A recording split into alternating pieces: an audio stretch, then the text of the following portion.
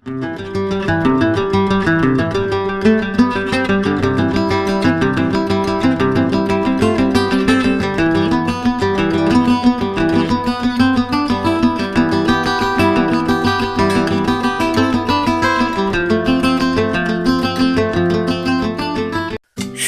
ভেতর লুকিয়ে থাকে কত না অনুভূতি, কখনো আনন্দ, কখনো অবাক করা এক বিষাদ। এই তো সেই মুহূর্তগুলো নিয়েই বেঁচে আছে সাহিত্যের প্রতিটা চরিত্র, প্রতিটা গল্প। আমরা সেই অনুভূতিগুলোকে আবার ছুঁয়ে দেখি, ঠিক যেমন একসময় ছুঁয়েছিলাম রূপকথার পাতায়। চলুন আবার ডুব দিই গল্পের জগতে, যেখানে প্রতিটা শব্দ আপনাকে নিয়ে যায় এক নতুন অনুভবে।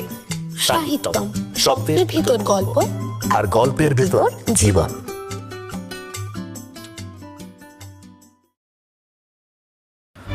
নমস্কার, আপনারা শুনছেন সাহিত্যম। আমাদের আজকের পরিবেশনায় অপর্ণা ভট্টাচার্যের লেখা বিবর্তন। গল্প পাঠে অদ্রিজা দাস এবং তনয় ঘোষ। গল্পের সাউন্ড এবং মিউজিক এডিটিংয়ে অয়ন মহন্ত। গল্পের পোস্টার ডিজাইন এবং সমগ্র পরিচালনায় আমি অর্চিষ্মান রায়। শুরু হচ্ছে অপর্ণা ভট্টাচার্যের লেখা বিবর্তন।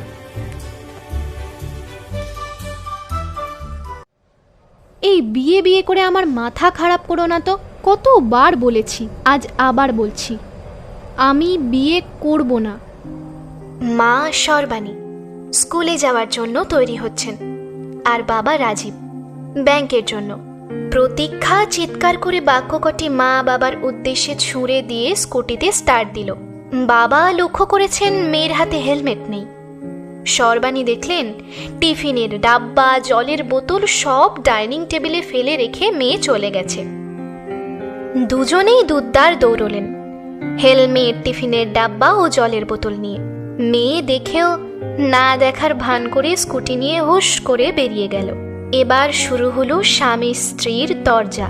তোমাকে কতবার বলেছি সর্ব, মেয়ে যখন অফিসে যায় তখন এসব প্রসঙ্গ উঠিও না। কলকাতার এই বিভৎস রাস্তায় চলে গেল তো হেলমেট ছাড়া। সর্ব তখন চোখের জলে জেরবার।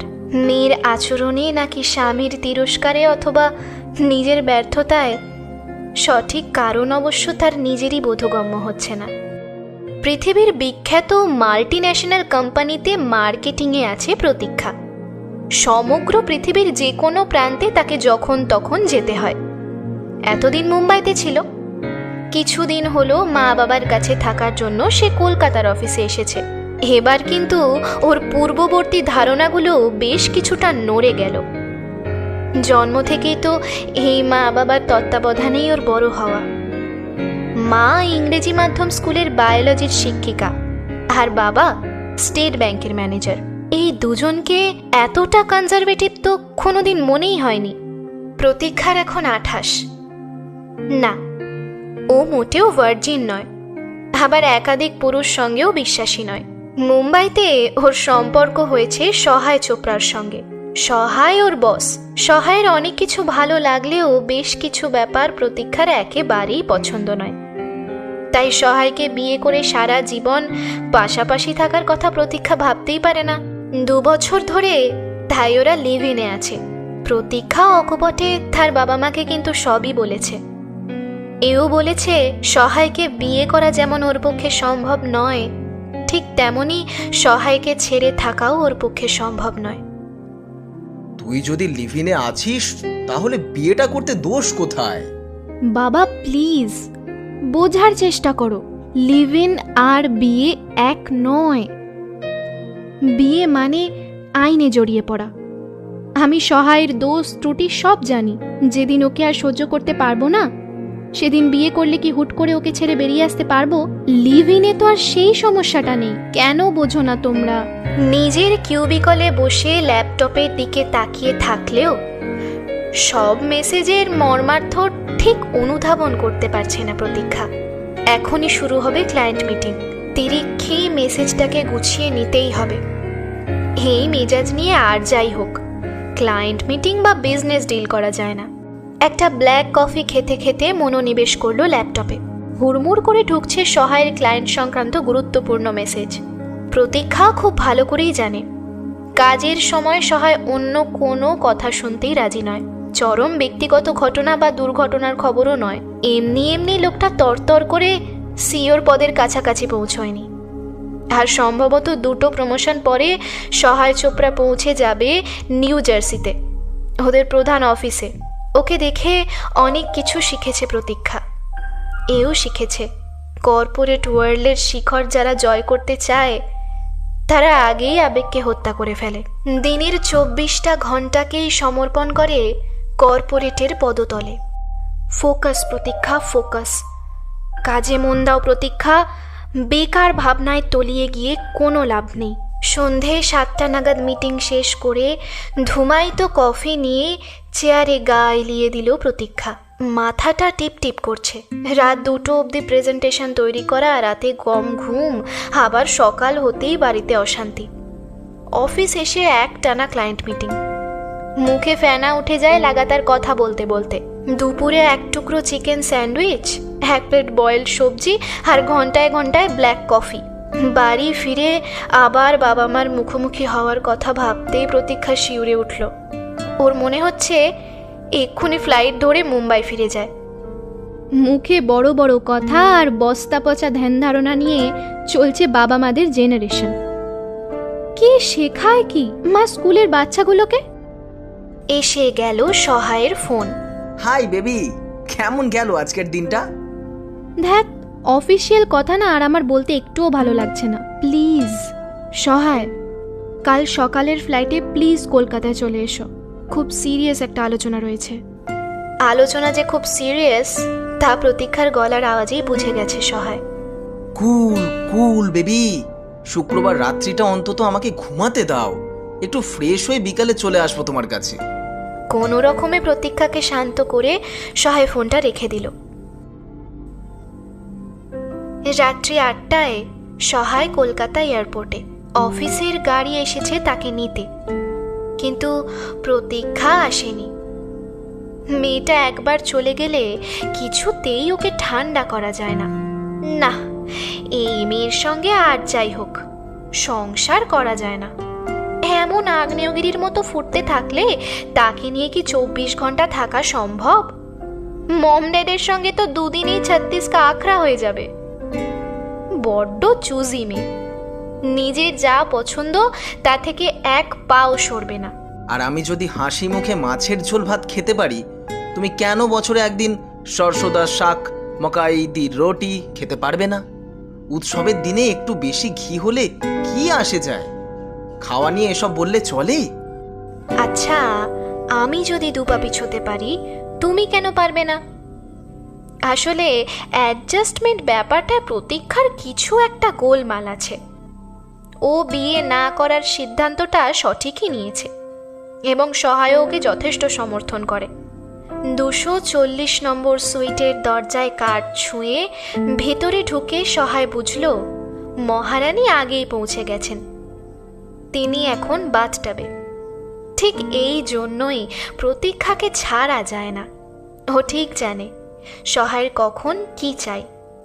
কোনো রকমে চেঞ্জ করে ওয়াশরুমের গ্লাস ডোর ঠেলে সহায়ও হুড়মুড় করে ঝাঁপিয়ে পড়ল বাথটাবে।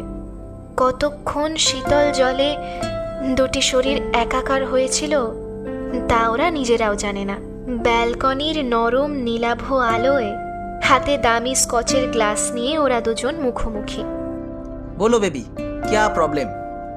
সহায়, আমার বাচ্চা চাই, আর সেটা তোমার কাছ থেকেই। কারণ বাঙালির বুদ্ধি আর পাঞ্জাবির শক্তি নিয়ে যে বাচ্চা জন্মাবে সে একদম ফাটাফাটি হবে। সহায় হতবাক, এমন ভাবেও কেউ বলতে পারে? আরে ইয়ার, কুছ তো শরম করো।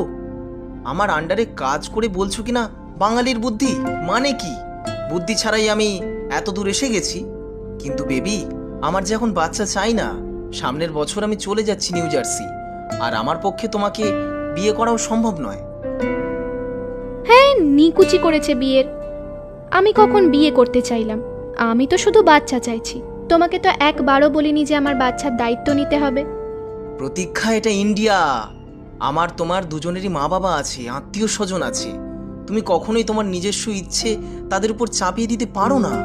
প্লিজ সহায়, আমার কোনো আত্মীয় আমাকে কোনো দিন মতামত দেয়নি, আর আমি কারোর মতামতের ধারও ধারি না। আর অর্ধেক আত্মীয়কে তো আমি চিনিও না।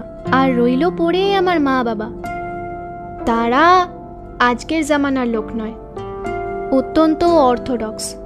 কাজেই আমার জীবনের সিদ্ধান্ত আমি নিজেই নেব। সহায় বুঝল এ মেয়েকেই কিছুতেই বোঝানো যাবে না। দেখো সহায়, অজানা অচেনা কোনো দম্পতির সন্তানকে অ্যাডাপ্ট করে মানুষ করতে আমি চাই না, তাতে আমার ঘোর আপত্তি। আমি তোমাকে ভালোবাসি, তাই আমার ইচ্ছে আমার সন্তান ভালোবাসার সন্তান হোক। তোমার যখন ইচ্ছে তুমি তোমার পরিবারের কথা মতো তোমার পছন্দ করা কোনো মেয়েকে বিয়ে করে সংসার করো। আমার শুধু তোমার কাছ থেকে একটা সন্তান চাই। বছরের শুরুতেই সহায় চোপড়া সিইও অর্থাৎ চিফ এক্সিকিউটিভ অফিসার হয়ে নিউ জার্সিতে চলে গেছে। প্রতীক্ষাও জুহু পার্সের 22 তলার সমুদ্রমুখী ফ্ল্যাট ছেড়ে চলে এসেছে তিলকনগরের 2 কামরার ফ্ল্যাটে। প্রতীক্ষার এখন 3rd ট্রাইমেস্টার চলছে। অফিসে যাতায়াত করে, সাথে চুটিয়ে মাতৃত্বের অনুভূতিগুলোকেও উপভোগ করছে। প্রেগনেন্সির প্রথম ও দ্বিতীয় ট্রাইমেস্টারে শরীরের কষ্টগুলো সহ্যের মধ্যেই ছিল, তবে ওজন বাড়ায় গতি কিছুটা ধীর হয়ে গেছে। শরীর বিশ্রাম চাইছে এবং মন চাইছে মায়ের সাহচর্য। তবে প্রতীক্ষা জানে এই দুটোই এখন অত্যন্ত দুর্লভ। ওর অফিসে মেটারনিটি লিভ পাওয়া যায় মাত্র 3 মাসের, তাই 9 মাস পর্যন্ত অফিস যাওয়ার চেষ্টা করবে, যতদিন শরীর সাপোর্ট দেয়। একান্তই না পারলে ওয়ার্ক ফ্রম হোম করবে। তিলকনগরের ফ্ল্যাটের ভাড়াটা তুলনামূলক কম, আর কাজের লোকও জুহুর তুলনায় অনেকটাই সহজলভ্য ও সাশ্রয়ী। জুহুতে প্রতীক্ষা সহায়ের উপর অনেকটাই নির্ভর করত, তাই এখন নিজের আয়ে নিজের ব্যবস্থা করতেই হচ্ছে। যে মহিলাটি প্রতীক্ষার কাছে কাজ করেন তিনি খুব যত্নশীলা ও দয়ালু। মুম্বাইয়ের বাইরে একজনকে সংসার প্রতিপালনের জন্য 5-6টা পরিবারে কাজ করতে হয়, তাই তারা অহেতুক কৌতূহল প্রকাশ করে না বা অপ্রয়োজনীয় প্রশ্ন করে বিব্রতও করে না। প্রতীক্ষা বুঝতে পারছে তার ডেলিভারির সময় ক্রমশই এগিয়ে আসছে, অতএব একজনকে চাই যে সর্বক্ষণ পাশে থাকবে। মানসিকভাবেই সে প্রস্তুত, কিন্তু হঠাৎ কিছু হলে ভয় তো একটা থেকেই যায়। ওর চিকিৎসক ডাক্তার নভনীভ সিং প্রতীক্ষার সবকিছুই জানেন। তিনিই পরামর্শ দিয়েছেন কাউকে একটা সঙ্গে রাখতে। প্রতীক্ষা সিদ্ধান্ত নিয়েছে বাবা মাকে আর কিছুই বোঝানোর চেষ্টা করবে না। এই শতাব্দীতে থেকেও যদি কেউ পুরনো ধ্যান ধারণায় আঁকড়ে থাকেন তবে আর কিছু করার নেই। আজকাল তো মা প্রায় ফোনই করেন না, বাবা নিয়মিত ফোন করেন, কিন্তু সেগুলো মামুলি কথাবার্তা, অবশ্যই শরীর নিয়ে কোনো প্রশ্ন করেন না। প্রতীক্ষা কনসিভ করেই প্রথম মাকেই খবর দিয়েছিল। ছি ছি বলে মা সেই যে ফোন কেটে দেন, তারপর থেকে নীরবতা। সিঙ্গেল মাদার কনসেপ্টটাই মায়ের বোধগম্য হয়নি।